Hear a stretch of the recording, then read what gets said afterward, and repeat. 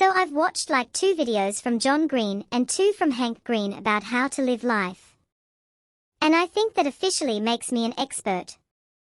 But honestly, listening to people tell you how to live your life is kind of like learning how to tie a tie by watching someone else do it. From their angle, everything is flipped, hands are moving super fast, and you're just sitting there thinking, bro, what is even happening? And even if you try to copy them, it still doesn't really work, because it's not your hands doing it. That's basically life. You don't learn it by watching. You learn it by doing. Now the question is, how do you do more life? Nobody has a perfect answer. But one thing is clear, just existing isn't enough. You can exist for years without actually living much.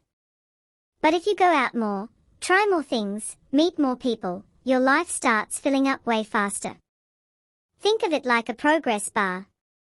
The more you do, the faster it fills.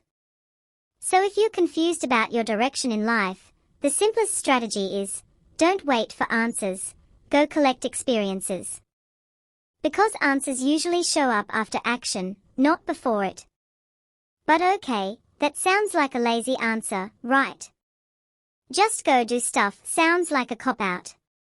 But here's the thing.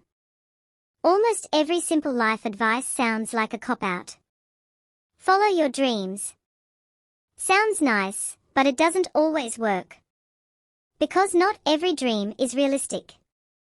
Like if someone is 5 feet 8 inches and dreams of the NBA, they might spend years training, injure themselves, and still never make it. Meanwhile, they could have built a strong career in something they're actually good at. So the real question is not just, what do you dream of? It's also, what are you naturally good at? And where do those two overlap? That's where a better life usually sits.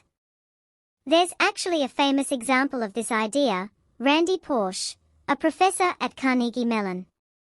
He found out he had terminal cancer, and gave a final lecture about life and dreams. What made it powerful was this.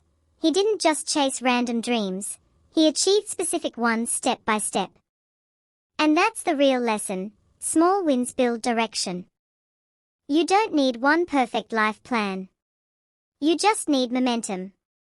Because over time, those small achievements stack up, and one day you look back and realize you've built a whole story. Now here's the twist. You don't have to choose just one thing in life and stick to it forever. That idea is outdated. You can be many things at once. You can explore. You can start something, switch, return, upgrade.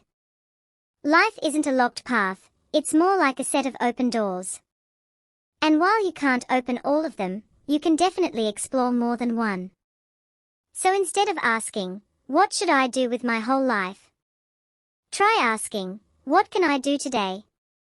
Because life is built from those small daily decisions.